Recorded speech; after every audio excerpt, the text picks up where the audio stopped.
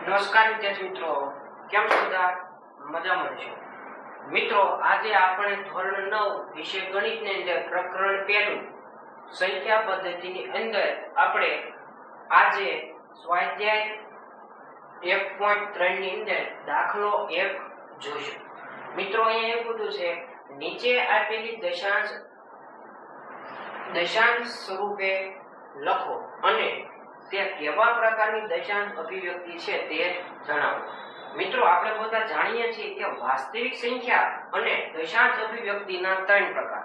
એમાં પહેલો પ્રકાર શાંત દશાંશ અભિવ્યક્તિ, બીજો પ્રકાર અનંત આવૃત દશાંશ અભિવ્યક્તિ અને ત્રીજો પ્રકાર અનંત અનાવૃત દશાંશ અભિવ્યક્તિ.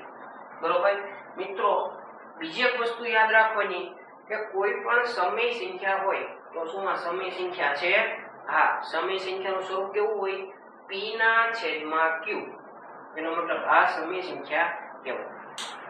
સમય સંખ્યા હોય તો હંમેશા જવાબ કાં શાંત દશાંશ અભિવ્યક્તિ હશે અથવા કાં અનંત આવૃત દશાંશ અભિવ્યક્તિ હશે. આ બેમાંથી કોઈ પણ એક જ જવાબ હશે, પણ અનંત અનાવૃત કોઈ દિવસ મળશે નહીં. બરોબર? તો અહીંયા પહેલા જોઈએ ભાગાકાર કરવો પડે તો શું અહીંયા ભાગાકાર કરવાની જરૂર છે? ના. કેમ? કારણ કે આપણે સૌ જાણીએ છીએ છેદમાં 2 0 હોય તો જમણા હાથથી 2 અંક પહેલા પોઈન્ટ લગાડી, તો આનો જવાબ આવે 0.36. દશાંશ અભિવ્યક્તિનો પહેલો પ્રકાર શું પોઈન્ટ પછી ગણી શકાય છે? હા, તમે જુઓ તો આ એક અંક અને આ બીજો અંક, એનો મતલબ ગણી શકાય છે. એટલે આ જે ઉદાહરણ છે એ શાંત દશાંશ અભિવ્યક્તિ. ત્યાર પછી બીજી રકમ 1/11. સમય સંખ્યા છે, બે જ પ્રકારનો જવાબ હોય, કાં જવાબ શાંત હોય કાં જવાબ અનંત આવૃત હોય. તો આનો ભાગાકાર કરવો પડે પછી ખબર પડે. 1 અંદર અને 11 બાર. 11 ના ઘડિયામાં 1 ન આવે તો 0 પોઈન્ટ વધારાનું 0. 11 ના ઘડિયામાં 10 હજી પણ ભાગ હાલતો નથી તો ફરીથી ભાગમાં 0 અને વધારાનું 0. 11 ના ઘડિયામાં 100, 11 નવા 99. 100 માંથી 99 જાય, 1 પોઈન્ટ મુકાઈ ગયો છે, એનો વધારાનો 0. 11 ના ઘડિયામાં 10 ન આવે હજી આપણે ભાગ હકવવો છે તો ફરીથી ભાગમાં 0 વધારાનો 0. 11 ના ઘડિયામાં 100, 11 નવા 99. 100 માંથી 99 જાય, 1 પોઈન્ટ મુકાઈ ગયો છે, એનો વધારાનો 0. 11 ના ઘડિયામાં 10 ન આવે અને ભાગ હકવવો છે તો એના માટે ભાગમાં 0 અને વધારાનો 0. 11 ના ઘડિયામાં 100, 11 નવા 99. 100 માંથી 99 જાય તો આપણે આટલું રાખીએ. બરોબર?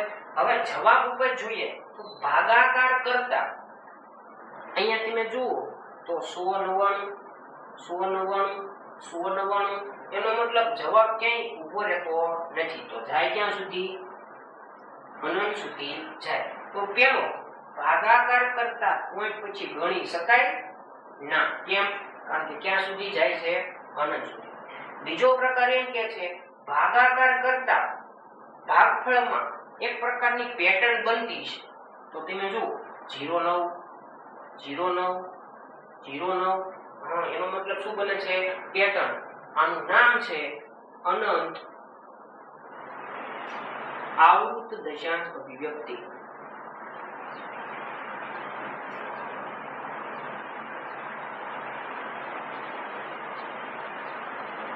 બરોબર?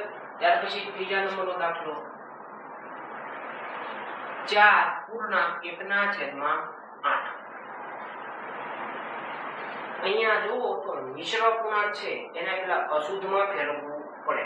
તો 4 અને 8 નો ગુણાકાર, 4 અને 8 નો ગુણાકાર, 4 અર્થાત 32 32 માં આ જે 1 છે ઈ ઉમેરો 4 અઠા 32 32 ને 1 33 33 ના છેદમાં 8 હવે આપણે ખાલી ભાગાકારનો દાખલો કરવાનો છે 33 ભાગ્યા 8 8 ના ઘડિયામાં 33 8 ચોક 32 32 માંથી 33 માંથી 32 જાય 1 આપણે પોઈન્ટમાં જઈએ પોઈન્ટ 0 8 ના ઘડિયામાં 10 8 એકા 8 10 માંથી 8 જાય તો 2 પોઈન્ટ મુકાઈ ગયો છે એનો વધારાનો 0 8 ના ઘડિયામાં 20 8 દુ 16 20 માંથી 16 જાય તો 4 પોઈન્ટ મુકાઈ ગયો છે એનો વધારાનો 0 8 ના ઘડિયામાં 40 8 પંચા 40 40 માંથી 40 જાય 0 જો શેષ 0 વધતી હોય તો દશાંશ અભિવ્યક્તિ શાંત પ્રકારની હોય અથવા પોઈન્ટ પછી ગણી શકાય છે કેટલા અંક છે 3 એનો મતલબ શાંત દશાંશ અભિવ્યક્તિ છે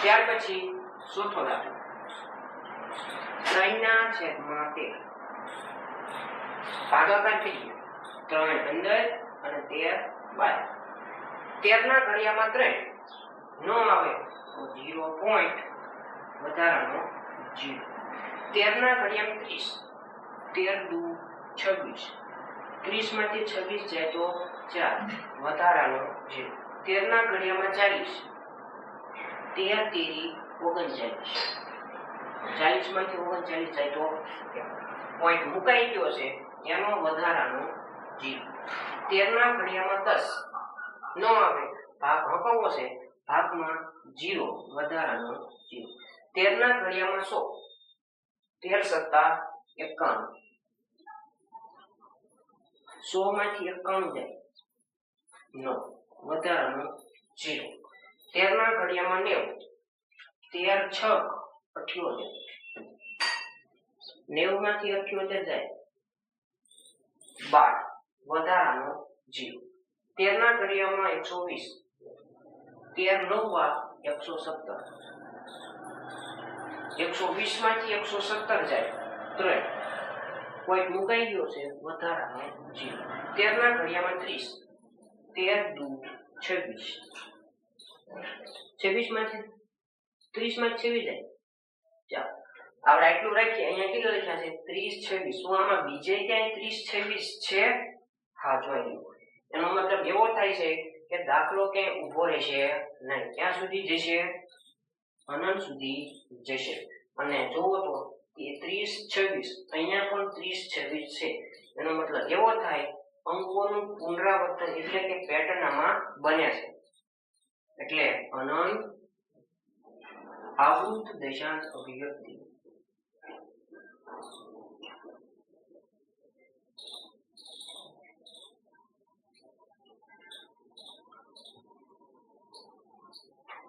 હવે આટલો દાખલો 2 ના છેદમાં 11 2 અંદર અને 11 બહાર 11 ના ઘડિયામાં 2 ન આવે 0 પોઈન્ટ વધારાનો 0 11 ના ઘડિયામાં 20 11 એકા 11 20 માંથી 11 જાય 9 વધારાનો 0 11 ના ઘડિયામાં 90 11 અઠા 88 90 માંથી 88 જાય 2 વધારાનો 0 11 ના ઘડિયામાં 20 11 એકા 11 20 માંથી 11 જાય 9 તમે જોવો તો અહીંયા 20 11 અહીંયા પણ 20 11 એનો મતલબ બે વખત જો સરખું આવી જતું હોય તો ફાઇનલ આ દાખલામાં પેટર્ન જોવા મળશે એનો મતલબ અંકોનું પુનરાવર્તન થાય છે એનો મતલબ એવું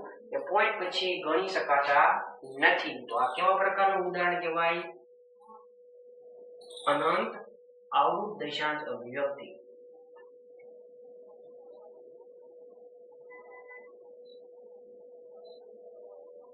દશાંશ અભિવ્યક્તિ.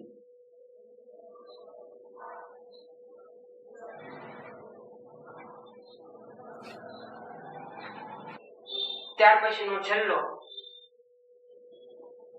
329/400.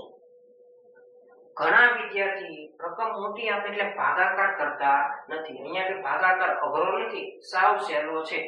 329 એને ભાગ્યા 400. 400 ના 2 0 ભૂલી જાઓ તો કેટલા કહેવાય? ખાલી 4. 4 ના ઘડિયામાં 32. 4 અઠા 32. પણ અહીંયા તમે જુઓ તો 400 ના ઘડિયામાં 329 નો આવે. કેમ? કારણ કે અંત્યની સંખ્યા હંમેશા મોટી જ હોવી જોઈએ. તો આપણે પોઈન્ટમાં જઈએ 0 પોઈન્ટ વધારાનો 0. હવે 400 ના ઘડિયામાં 3290. હવે 4 ના ઘડિયામાં 32. 4 અઠા 32. એનો મતલબ 400 નો ઘડિયો 8 સુધી બોલો એટલે જવાબ આવે 3200. 3290 માંથી 3200 જાય તો 90. પોઈન્ટ મુકાઈ ગયો છે એનો વધારાનો 0. 400 ના ઘડિયામાં 900. 400 દુ 800. 900 માંથી 800 જાય 100. પોઈન્ટ મુકાઈ ગયો છે એનો વધારાનો 0. 400 ના ઘડિયામાં 100. 400 ના ઘડિયામાં 1000. 400 દુ 800. 1000 માંથી 800 જાય તો 200. પોઈન્ટ મુકાઈ ગયો છે એનો વધારાનો 0.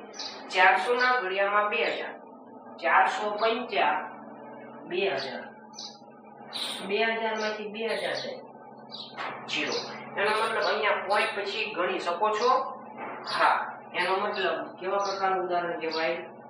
શાંત દશાંશ અભિવ્યક્તિ.